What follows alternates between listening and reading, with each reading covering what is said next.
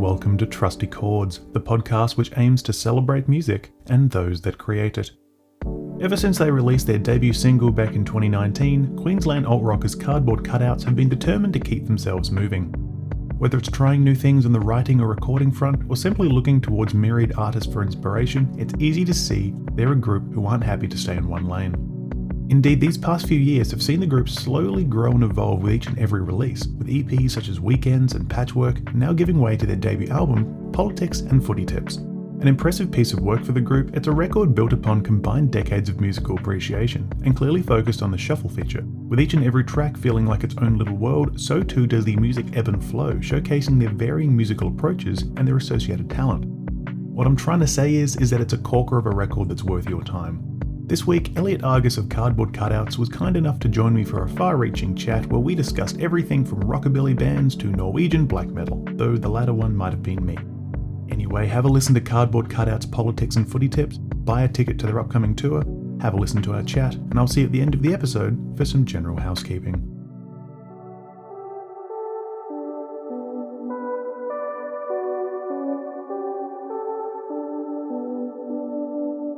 Eliot Argus, thank you very much for joining this episode of the Trusty Chords podcast. No dramas. Thanks for having me, Tyler. So, for those who don't recognise your name, could you give me a quick few words on who you are and why we're chatting today? Yeah, so my name's Eliot. I'm a musician from Toowoomba, alt-rock band Cardboard Cutouts. And yeah, we've been a band for a little while now, and getting ready to release our debut album, Politics and Footy Tips, in a couple of weeks' time, actually. Yeah, well, actually, but by the time this episode comes out, the album will be out today. So, congrats on the album. You must be feeling amazing right now. Yeah, absolutely. Just absolutely, swimming in all the positive Instagram comments and everything right now. So many positive Instagram comments. Yeah. No one hates it so far, so that's great. Which is even more prescient, speaking like 2 weeks or so before it's out. No one hates it yet. Exactly. Not that they will. But look, what I love to do at the start of these podcasts is go back in time to where a love of music first formed. So do you have a recollection of your earliest memory of when music first resonated with you? I remember I've been around music my entire life. I remember jamming with my dad and his band. He had a kind of like rockabilly band back in the day called the Governors. And so there was they'd rehearse once a week in our kitchen. And so, when I was probably, 8 years old or something and started kind of clicking with music, I would just jump in and grab a guitar and just, start hitting things and seeing if it sounded okay. Yeah. And so I suppose it kind of started with that. My parents would be playing music all of the time, and a whole variety of stuff. Yeah. So if your father is playing in a bit of rockabilly band, are you then growing up on like a diet of Stray Cats and bands like that? Are we? Kind of. I actually remember like one of the first albums that kind of like really connected to me was Vampire Weekend's first album. That has A-Punk, Oxford Comma. There was just a really diverse kind of diverse range of music that I would listen to. Just Dad would go down to JB Hi-Fi and buy a whole bunch of CDs that looked cool, and then we would listen to them.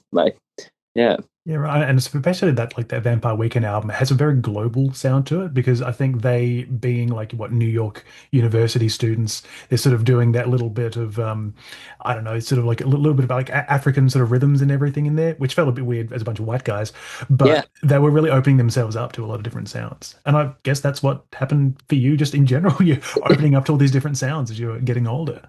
Yeah, absolutely. So apart from the likes of Vampire Weekend, were there any sort of particular artists that you remember, remember or at least enjoying in those early days? The Gaslight Anthem were huge. I can see the shirt. Yeah, I do happen to be wearing one actually. They saw them recently and were fantastic. Yeah, but Gaslight Anthem, Vampire Weekend. I remember listening to a lot of Elvis Costello. And all sorts of stuff. We used to go to Blues Fest once a year. We would do the do the trip down and really just soak that in. And like being so young, seeing those artists like John Butler or some niche like funk stuff, and yeah, I think that's kind of really given me a good taste of a lot of different stuff. That I know I'm very lucky that I've kind of been exposed to heaps of that music. Um, it means that when music comes on, I can enjoy most things. I like that. Yeah. I mean, I was literally just thinking about my own personal taste with music because just earlier today I was actually trying to get the exact genre up. I was listening to some band which is like described as what depressive suicidal black metal, and I was just sort of like, you know what? I'm glad that I'm open to all this because I wouldn't usually pop that one on Spotify or something. Yeah. But that's the sort of thing where you just think if you are exposed to that like diverse musical like genres where in your younger years, it's when, later on you can listen to anything and you're not going to turn it off. You're going to find something that you like in there, right? Yeah, exactly. And like I really like trying to do that. And Sebastian, who plays bass in the band, we often commute together from Brisbane and Toowoomba, and he would often just go down to JB Hi-Fi or whatever and just pick up CDs from like the bargain bin, and we would always make it a mission to just listen to whatever album it was and find something good in it. And that's been really cool. We found a bunch of really cool bands that we'd never heard of before. I remember listening to a Tijuana Cartel Oh yeah. album, and I think they're from like the Gold Coast or something. I think they're Australian anyway. Actually, just checking that as we're speaking, to a bit of fact Yeah, checking. yeah, They seem to be Australian. yeah. Where are we? Yeah, Gold Coast. There we go. Yeah. Gold Coast. Yeah, Yeah, yeah. cool. And we're like, Honestly, awesome. that JB Hi-Fi bargain bin was like it was amazing for like finding stuff. I distinctly remember years ago when Vance Joy had become popular. I remember going to the bargain bin and finding a copy of the CD by the artist Foy Vance, and I was like, "Oh, hey, it's $1. I'm going to pick this up." But then I thought, no, I don't want to go to the front counter and them thinking, "Are you looking for Vance Joy? This is not Vance Joy." And I was like, all right, I'm not going to buy it because I didn't want them to think I was like, riding this wave of popularity and Yeah. everything. I digress. So I guess when did the love of music that you had first transform into playing music? When did you pick up an instrument and say, I like this? I picked up an instrument in school. I reckon I would have been like 11 years old, and I started playing bass in a like just like the school concert band and the jazz band. And I think I must have been in like year 7 or year 6, like end of primary school. And um, my brother's music teacher from school heard that I played bass, and he ran this jazz. It was called Jetty. It was Jazz Education for Darling Downs Youth. And he kind of went, "Oh, we don't have a bass player. Do you want to come and play some jazz?" And I had not been exposed to jazz before, and I went, "Wow, that seems really cool." And so yeah, I was like this little 11, 12-year-old kid in a band with a bunch of most of the people were like in late high school in this band, and came in and just started playing with them, and then went, "Whoa, there is so much more to music than just playing like rock around the clock or you know dinosaur blues or whatever it is." And I think that kind of um, just being around really good musicians and people that were passionate about music rather than just playing it because someone said that they should play it because it was cool. That was a really big thing, really huge part of my musical journey, and it's also where I met Campbell, who plays guitar in the band as well. He was actually a drummer at that point in time, and yeah, he was a couple of years older than me, and we kind of clicked, and somewhere along the line he jumped in and started playing guitar for us. So I guess my next question then should be: does anyone in the band actually play the instrument that they started learning, or is it all just because so far like yourself and Campbell, yeah. Yeah. Yeah, so yeah, I think it's just myself and Campbell. I'm pretty sure Sebastian started playing bass and is playing bass, and Rowan is our drummer. I'm pretty sure that he started with drums, but he also comes from a very like musically diverse family, so it wouldn't surprise me if he started playing piano or something before drums. Bit of a wild card then. Yeah. So obviously we are here to chat about cardboard cutouts, but Yeah. you mentioned sort of like playing like a jazz band and everything. Were there any previous projects that predate cardboard cutouts, or was this your first band? Um, there was one that outdated Cardboard Cutouts. It was a band called Lackadaisical, um, and it was I think we had maybe played like one gig, and we played at a wedding when we were in like, I don't know, I might have been in like year 10 or something. And it was kind of more like a soul funk rock band thing. Like we had horns and stuff, and yeah, it was really fun. And then we kind of yeah, Rowan and I just started clicking and started writing. That was kind of around the time I started writing songs, and then it kind of just transformed into Cardboard Cutouts, and yeah, it's been Cardboard Cutouts since. Yeah, right. So was there a specific moment where you sort of said, "Hey, you know what? We've got a new band," or is it just sort of like something that sort of made itself apparent as you're going forward? Well, I do remember distinctly. I went to Melbourne for the first time on a like family trip, and I remember just being like, at that time I was listening to a lot of Smith Street Band, and I was like, man, this music is just so different to anything that I've heard before. And I wrote a song, like I wrote our first single that we released in Melbourne without a guitar, and just wrote the lyrics down and went, okay, I think I know the chords. Anyway, got back to Toowoomba and played it to Rowan, and we just kind of went, this isn't really like the vibe for the current thing that we're doing, so let's change that, and we'll um record a couple of songs.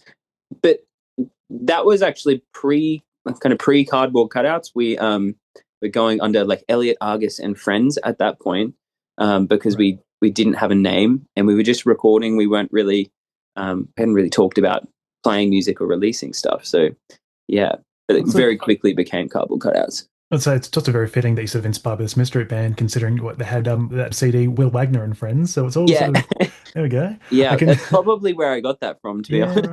right. So I guess with this sort of inspiration from this mystery band coming into it, was there a specific sound you sort of aiming for with cardboard cutouts, or was it just a case of sort of like I want to sort of emulate some of my influences but refine it through my own filter, I guess. Yeah, that's a really interesting question, because we often get that sort of question about or people often say like, oh, they sound a lot like this mystery band, or I suppose they used to, but really like I like when I sit down and write a song, I just kind of write it to what feels good. So like a lot of our early stuff was kind of more like reggae, indie rock, surfy sort of stuff. Because I suppose that's what I was listening to at the time. I was listening to like a lot of Skeggs, and at the time I was listening to like Sticky Fingers and that whole like wave of that sort of genre of music. Um, so I think it's taken us a really long time to find a sound, and I think we're a lot more comfortable with who we are as a band now.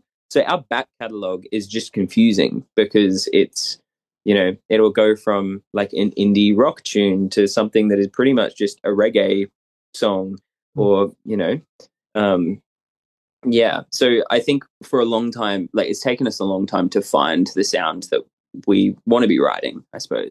Plus, there's also nothing wrong with not having a specific sound, though, because I mean, like there are bands like the one that comes to mind is American band Ween, who Yeah, they're yeah, quite well known for basically yeah, every song sounds like a different genre, and I find that amazing. And because especially because they do every genre well, yeah, and that's something I'm definitely going to touch on with you guys soon. yeah. But I guess, you sort of mentioned like the early singles being quite Yeah. different and everything. So when you started releasing, early music, I mean, you go from the singles, there's a few EPs throughout the COVID and post-COVID period. Yeah. What was the reaction to all that music like? Were you getting sort of like, positive reactions the whole way? Or, was there anyone saying, this reggae sucks, turn up the amps or something? Yeah, we've been really fortunate with with our music being received. Like and I don't know if that's just people being nice, but most people that we've spoken to and like our kind of fan base have been really responsive to it. Like I suppose because we've got such a small fan base, and lots of our friends just love supporting us. The reaction to any of our songs has been just like, man, that is so good. Keep doing what you're doing. Um, I think it gets like, from someone outside, like particularly our first EP, listening to that. Um, I think we have had a couple of comments of like, man, I thought you guys were going to um, sound like your records, but like when you play live, it's a whole different thing. Like it kind of makes sense when you see it live. Um, yeah, Yeah. No, that makes total sense. I also just really love how bands do evolve and everything, and they sort mm, of refine sound, or they sound totally different live. Like, I mean, yeah, even the band that I play in, we're a very grungy sort of like rock sort of thing, and it is the sort of thing you listen to the like our record that's out. You listen yeah, to that, and you just sort of like, it is good. Like, yeah, I mean, I can speak somewhat without bias because I actually wasn't in the band when it was recorded, but yeah, then you play live, and it feels totally different, and you yeah, just like that's sort of where you really come out to shine. And I yeah, feel that also then helps to inform the sound that goes on the record, and it just keeps mm, growing. yeah, exactly. And I guess that is a nice segue for me to say, there is the album, which is the episode's out today, so the album's out today. But Woo. when did you guys actually sort of say, all right, time for an album? Like, was there a specific moment, or was it just the general direction things were Um, heading? it was kind of the general direction things were heading. We released our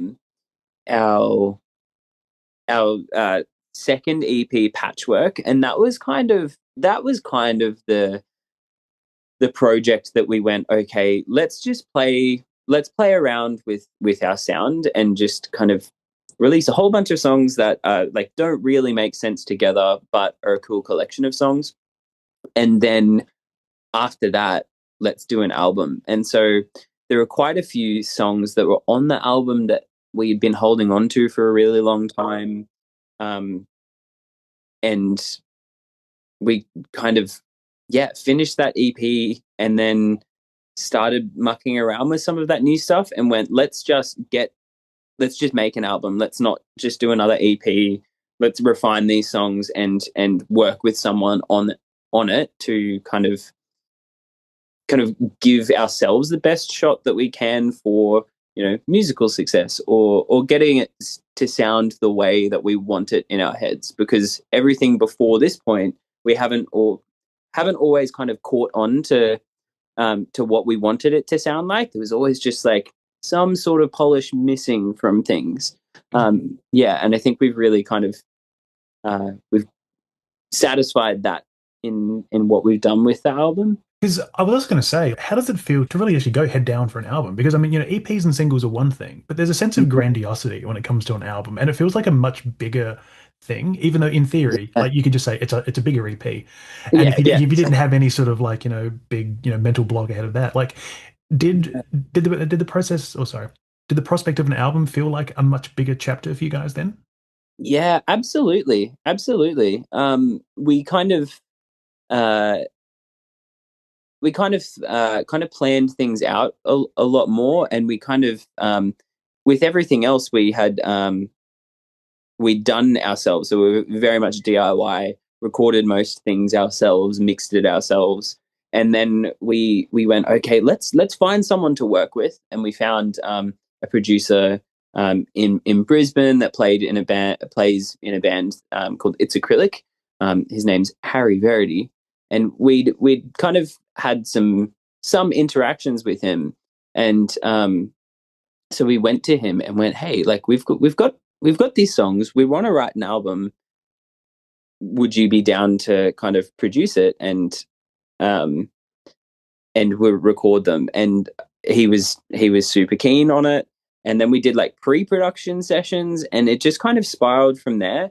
I think initially when we went, okay, we're recording this album, we've got these songs, we're going to be able to like go in and smash out guitars in like for the entire thing in a day, and smash out, heaps of the tracking. And then I think we got into the room with Harry for the first time and went like, wow, this is a much bigger thing than what we thought it would be. Um, and yeah, kind of having that fifth member to bounce stuff off of, yeah, has been really incredible. It's and yeah, it's just felt a lot more. Um, uh, the word escapes me at the moment, but it's just methodical, I suppose.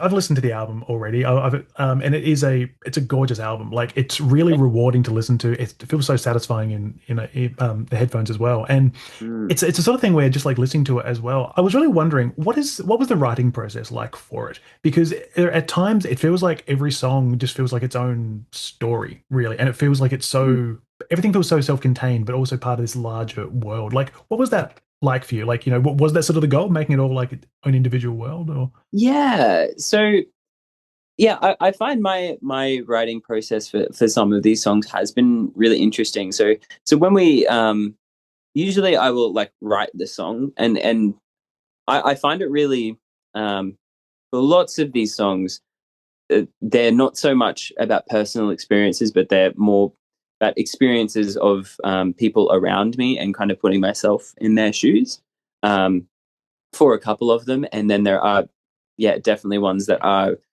very, internal and very, I hold them very close. And so that can be a real challenge.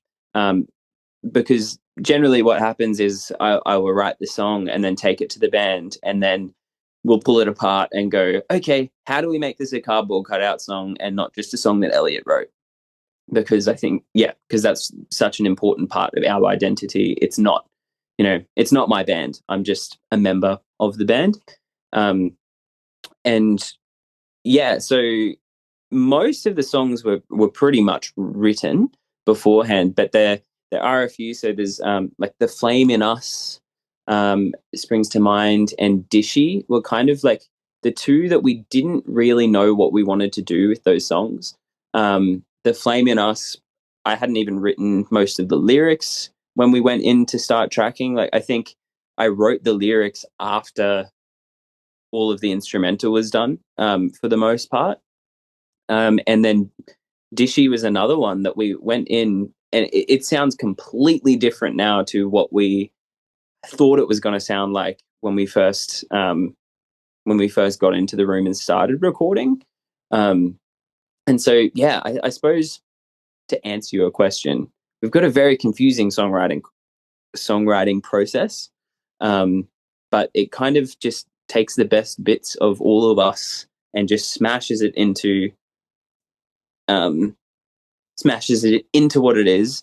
And then I suppose, yeah, the themes of all of the songs are quite similar. They're quite introspective and, yeah, about very deep emotional experiences of people that I love. I'm also just trying to remember, is Dishy the opening song on the album? Yeah, Yeah, because when I was listening to it this morning, admittedly, one of the first things I thought of was like, oh, definitely do see a bit of a Smith Street Band vibe here. But then also just yeah, when you mentioned like how like you will get those comparisons, part of me thought as I listened to the rest of the album, and also hearing you say that as well, is that if people sort of like constantly compare to Smith Street Band, they're not listening to the full album, I feel. yeah, Because it's such a varied album. Like, I love how it goes from like the tender to the ferocious. Like you sort of like yeah, we do talk about how each song has its own sort of story or anything, but yeah, songs going from like Carry On to Ask Around. And there's like yeah, in Ask Around, there's probably metal bands looking at you guys for tips. Like that is a yeah, really that's a tough one. yeah. Like was that also a conscious decision to make the sound so varied, or again, is that the result of what happens when you put four disparate musicians into like a room together? Yeah, I don't think any of it was conscious. I think it really is just putting four people that listen to so much different music together, and seeing what happens. Like it's all just a really big experiment. I don't really listen to like super heavy music. I do quite a bit more now because Rowan is like an absolute hardcore fiend. I think Campbell's favorite band of all time is Slipknot. Um, and so there's lots of those elements that are in those songs, like Ask Around, that has that big heavy breakdown, that like i I actually don't really like, I don't get it, but I just love playing it and I love the way it sounds. um and so, yeah, I think that is kind of fun, in the fact that we always like, at any given time, there's probably one person in the band that goes like, "Why are we doing this?" Like, and I think that is just a fun place to be, because it makes our songs so interesting for us to play, because we're like, oh, it's just there's a lot going on in them, and it's fun. Yeah. I do also actually really appreciate how you sort of like say that it's fun to play, but you might not sort of get it, because I feel like that's Yeah. also good to keep yourself challenged as well. I mean, despite me mentioning earlier, I was listening to what Norwegian black metal this morning. Yeah. I'm not necessarily always listening to metal or something like that. I Yeah. vary a wide palette, but I think that's something I really enjoy because I'm able to appreciate things like that as well. Yeah. And just to sort of be Absolutely. able to say, like, hey, in this song, I forgot the name, Ask Around, Yeah. listening to it and sort of being like, fuck, this is pretty cool. Like it's so Yeah. different to what I'd heard before, and it keeps it interesting, which Yeah. is, I think, one of the reasons I really like this album, because like it's not only does it sound satisfying, it keeps you on your toes and it keeps you actively listening as well. Yeah. It's like you always need to like check back and be like, I am listening to the same album, right? Yeah. Yeah. But, but I guess that's a very labored way of me also sort of going to my next question, which was, what does an album like this say about who Cardboard Cutouts are in 2025? Um, I think that for it's definitely kind of the most cohesive thing that we've done so far. I think it kind of shows our maturity and our growth from some of those early stuff that we recorded while we were teenagers. So it's kind of like a coming of age project in a way. It's us having kind of found the sound that um, we're really loving, and the sounds that we kind of want to keep writing. I think we've really kind of I think we kind of understand ourselves a little bit more after tracking this album, and and having it out. Um, I think maturity is the main thing. I think we understand ourselves a lot more, and we understand our music as well. And yeah. I guess going off that, like you mentioned sort of how some of the early stuff was recorded while you were like teenagers and everything. So I guess Yeah. when you look back at the band that first formed all those years ago and compare it to the one we see today, how do you view them? Like, are they the same band, or do you sort of see this evolution and make them two different bands? Yeah, that's really interesting because it's the same band, it's the same people, but in terms of the sound and I do think that you could almost separate them out into two different bands. Like we used to play, you know, I think Oxford Comma by Vampire Weekend at every single show that we played, and a lot of that sort of like Australian indie San Cisco stuff like was a huge influence for us then. Like, and that's just not really what we sound like or what we're into anymore. Or at the moment, I suppose is probably a better way of saying that. Um, but it's definitely an evolution. Like there's still elements of young Cardboard Cutouts in our stuff. Um, and yeah, I think it just keeps things exciting. And I love just being able to see that growth and kind of look back on things and go, wow, like I can't believe that we were doing that, and this is where we are now. Having, if you told me in our first year or like when we released that first single that we were going to have a song that has like a 1 minute breakdown and like stupid, crazy, like heavy guitar solo, I wouldn't have believed you. Like but I love it. So good. It's a hell of a growth. And plus, I'm also just really thinking just how you mentioning like playing Oxford Comma at every gig. I'd love to imagine the moment that fell out of favor in the live sets because someone would have said, "Look, who gives a fuck about Oxford Comma?" And then you're just like, "Hey, that fits actually." Yeah. That's a terrible joke, isn't it? But look, I feel like I should get down to the portion of the podcast in which its namesake is derived. So, trusty chords, it sees me follow the 1, 3, and 5 structure of a standard chord, and I ask about one artist that has impacted you, 3 albums that have influenced you, and 5 songs you can always turn to. Yeah. And as I always say, it's wordy in its explanation, but I'm determined to make it happen. Yeah. And I really need to update my notes because I almost called you the wrong name. But look, my first question for you here, Eliot, is the one artist that has inspired you the most, whether it be personally or creatively. And I should also say, I actually do already have your answers ahead of me, but would you like to sort of give me this one Yeah. off the back? What is it? Absolutely. I think it is the Smith Street Band. I think the Smithies were like the first band that I fell in love with and made me appreciate the storytelling in music. I think and it was at a very important part of my life. Like it was early high school, and I think that really kind of have really molded my songwriting.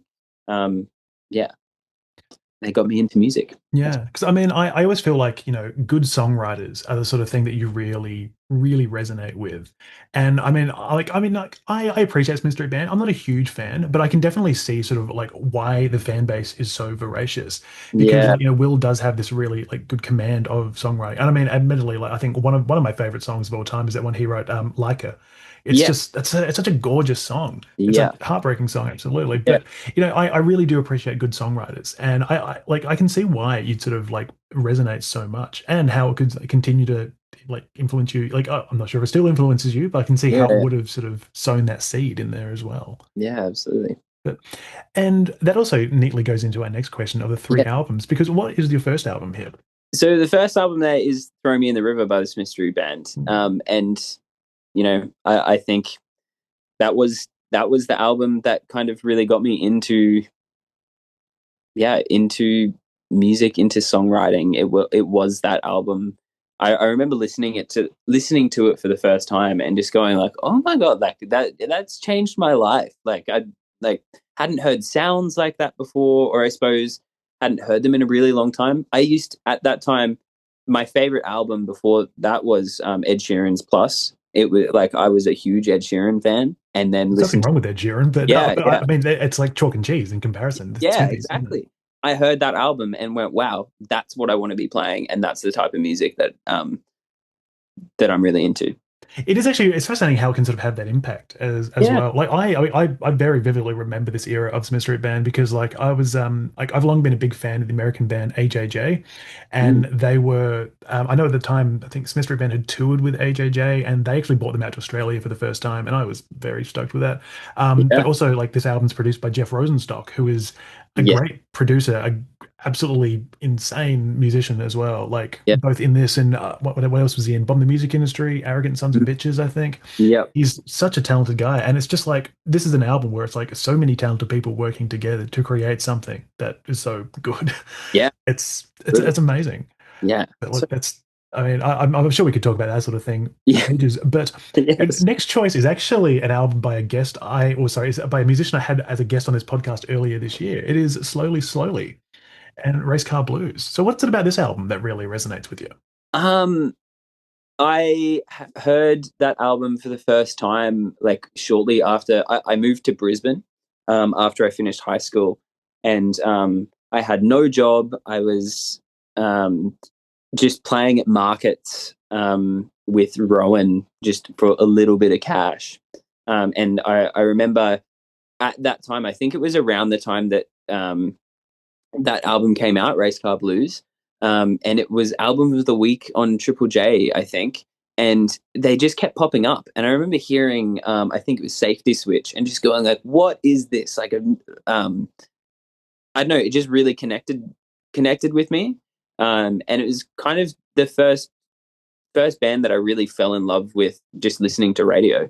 And I haven't really followed them much since Race Car Blues, but that album, like I can always go back to that album and listen to it and enjoy it. Like the production on it, the songwriting, it's just really cool. I mean, Ben is such an amazing musician as well. Yeah, Like, he just has this really amazing way with words and the delivery. Like, yeah, even to the point where you can have these ridiculous things sound good. Like, my wife got absolutely sick of me playing Jellyfish yeah, because it's such a catchy song. But you're like, it's also when you listen to the words, you're just like, this like, should not be as good as it is. So exactly. weird, but There's such an art to that. Like, yeah, it yeah. takes a special type of person to be able to just write things like that and make it sound good. And speaking of special types of people who make things sound good, your third choice here, it's Armed Forces by Elvis Costello in the Attractions. Yeah, So this album, I'm going to assume, like I think we mentioned Elvis Costello earlier, didn't we? yeah, Or we in some did. way. So obviously, it's a musician who has been sort of like close to you for a while. Yeah.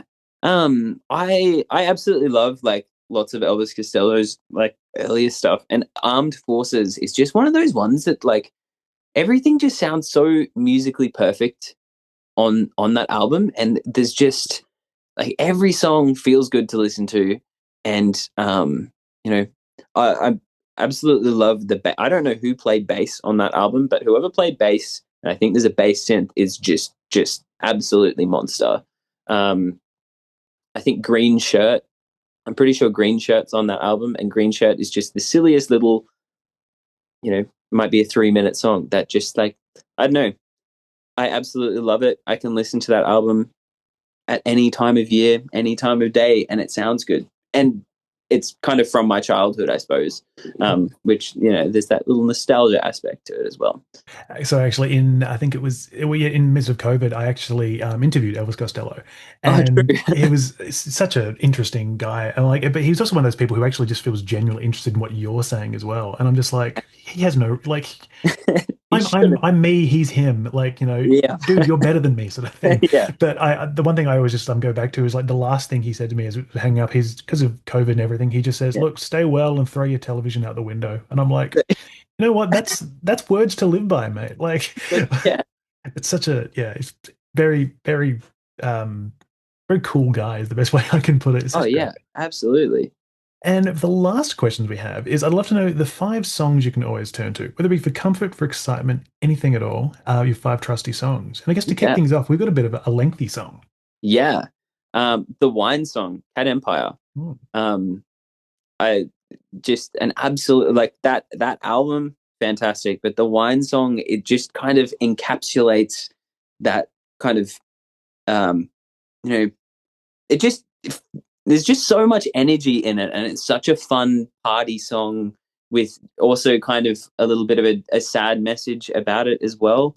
But it always just like gets to the like Ollie's keyboard solo or like the whatever instrument it is that has keys on it, and it's just like the most crazy, hectic, fun. It just makes you want to drink wine and dance with people. I love it. It makes me feel good every single time. It always reminds me of like a carnival that's being held at a Greek wedding. Yeah, Like yeah, that's how it that's feels, right? perfect. It's Yeah, so wild. Like I mean, I think because I would have seen them about 3 or 4 times over the years, and yeah, just seeing them like that's the point where they sort of like really just let loose because it's yeah, like the time signatures are so fluid. It yeah, changes so much, but they're such a tight band still, and they just make it work. Even when the song's what like 8 minutes long or something, yeah, but you just yeah, sort of like it feels different enough all the time that it could just be like 3 songs you're listening to. yeah, And you know what? Kudos to them for doing something like that because that's really impressive. yeah. Absolutely. Yeah, Yeah, big fan of Empire. absolutely. Have you listened much to them sort of in their current era at all? I haven't actually. I'm the same. Yeah, I'm a Yeah. little bit. I don't know. Scared to is the right word, but like I'm a little bit. I know I was a really big fan of Harry, and not that I'm not a fan of Felix, but I'm like part of the Cat Empire's identity for me is Harry. So I'm gonna get to it. I Mm. think I just need to ease myself in. Yeah, you have to give yourself like, the proper amount of time and like Yeah, preparation and everything. yeah, Um, so when I had when I had these songs sent to me this morning, I listened to them all just to sort of yeah, familiarize myself with them. And the only one I hadn't actually heard here is this next one, which is The Only yeah, Constant by Grandview. And yeah. it's a hell of a choice. Like I'd never actually heard of Grandview at all, which Ah, actually surprised me. But because they're such a good band. So how did you discover this? And why is this a song that you always turn to?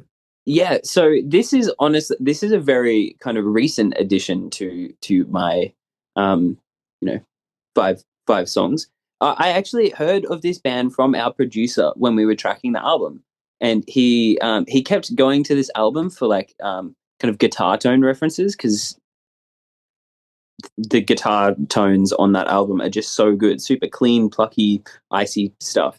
And yeah, he played it and he was like, "Oh yeah, you should have a listen to this album." And I've been hooked on it ever since. And the only constant like has just been it's just been there. I just absolutely love everything about the production. It feels really raw, but it also feels really polished as well. But yeah, that song just kind of I put it on and it starts with like the super roomy drums and it just kind of puts me into a place and it I don't know. It feels very grounding to listen to. Yeah, I love it. See, that's one thing I really do love about this podcast is that, like, I'm able to discover so much cool stuff like Yeah. this.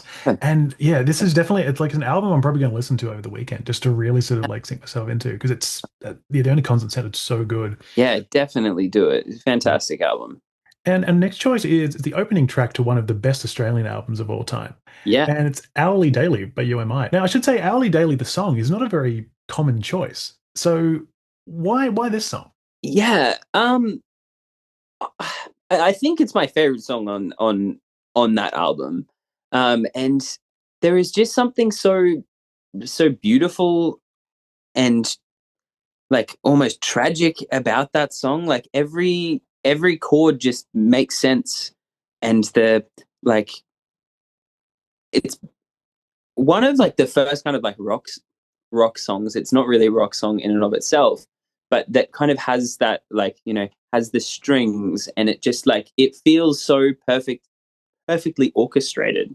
And yeah, I remember listening to that song for the first time and going, man, like this is something different. And Tim Rogers is just an absolute genius. I don't know how he wrote that song. Like, I would love to find out, because it's just, yeah, even the chords, like I've played it a few times, and it just flows so well. Yeah, Like it is such a beautifully written song as well. yeah, Like the lyrics really do feel quite tragic when you sort of like look through them, and you're yeah, sort of like there's so much to sort of be like sad about, but also feel so good about. Like yeah, it really perfectly sets up this album about sort of like, suburban Australian life with sort of these sad realities and all that. But I'm looking at the lyrics to it now, and it's so yeah, well written. Like, I mean, if you would ever ask Tim Rogers, I mean, I've been lucky enough to interview him a few times, and I yeah, should say, getting a straight answer out of the man will be difficult. But I would love to just like yeah, grill him on like how he wrote some of those sort of songs, because yeah, it's absolutely, absolutely stunning. yeah, And speaking of stunning songs, yeah, the next one we have here is it's another exceptional song and a really good one to just like let yourself loose into. yeah. Heart's a Mess by Gautier. Yeah.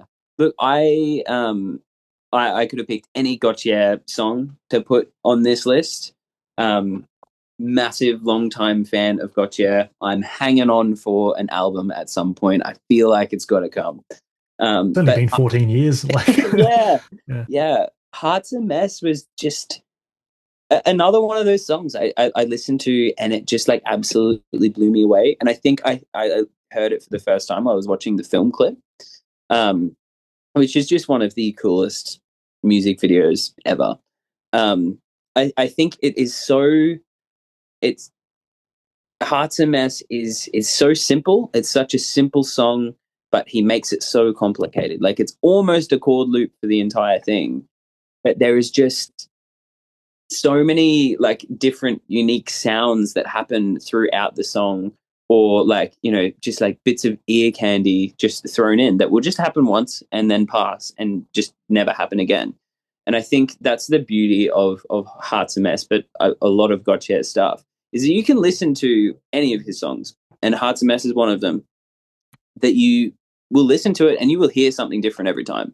Like, and yeah, it makes me passionate about music. I think that's what I really like about Hearts a Mess, because it feels authentically him, like, Mm. yeah, See, I think one thing I really like about Gautier is how he like I don't know if this is just like something I've sort of thought of over the years, but he seems to have these like two different approaches to music where he makes these really gorgeous sort of soundscapey ambient sort of songs. And I guess I'd yeah, throw Heart to Mess into that category. yeah, Then he's absolutely, got these other ones which feel very considered and sort of like technical with like how he's approaching it. Like two yeah, of my favorite songs of his, one from this album is Thanks for Your Time, yeah. and another one is State of the Art.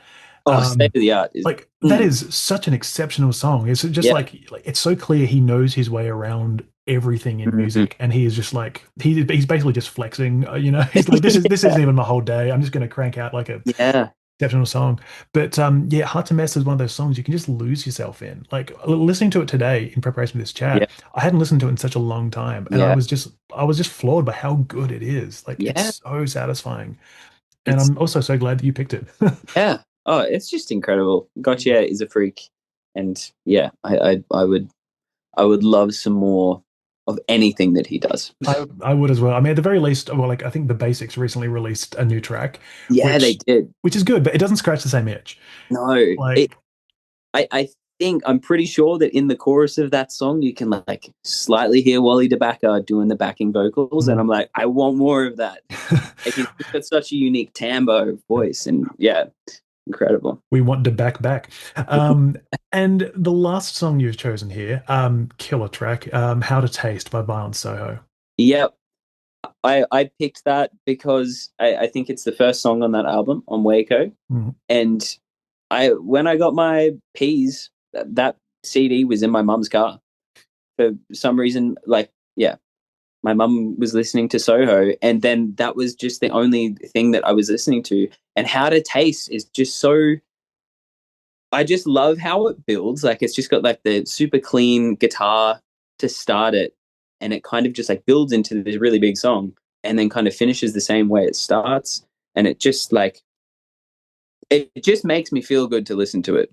And like, their songwriting is just, yeah, sometimes doesn't really make sense to me, but it just makes sense in the context of the song, and I just love that. Well, that's the brilliance of good songwriting, isn't it? It's trying to crack that sort of, it sure doesn't make sense. It doesn't need to make sense as long as it sounds good. Yeah. But Soho is just such a brilliant band. I hope they'll come back too. Yeah. I'm really hoping we'll be seeing something else, because Waco was such a huge album.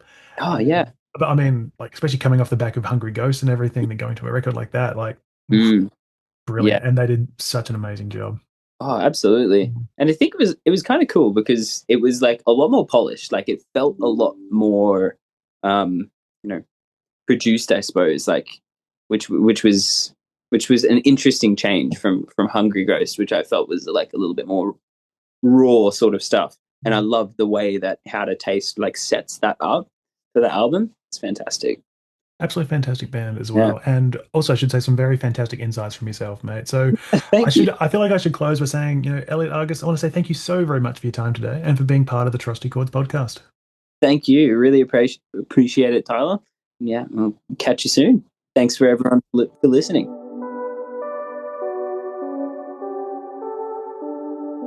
Thank you for listening to Trusty Chords. If you listened to this episode and enjoyed it, I'd really appreciate it if you were able to take a few moments to like, follow, share, and review this podcast on your preferred platform of choice. As always, no obligation, but I'm forever grateful if you do. As always, I'm over on Instagram and Facebook at Trusty Chords Podcast, all one word. I've also got the blog on my website, which is tylerjenke.com. That's tylerjenke/Trusty Chords Podcast, all one word. That's where you can find a list of all the songs chosen by my guests each week, along with a playlist of all the songs chosen thus far. You can also find a link to the Buy Me a Coffee platform, where you can throw me a few dollars to keep this podcast running, if you feel so inclined. I also need to thank Eliot Argus for spending his time with me this week for the podcast, and I also need to thank Caitlin from Crowd Favorite for helping to organise the chat as well. But once again, thank you kindly for listening, and I hope to see you all again next week as I continue to celebrate music and those that create it.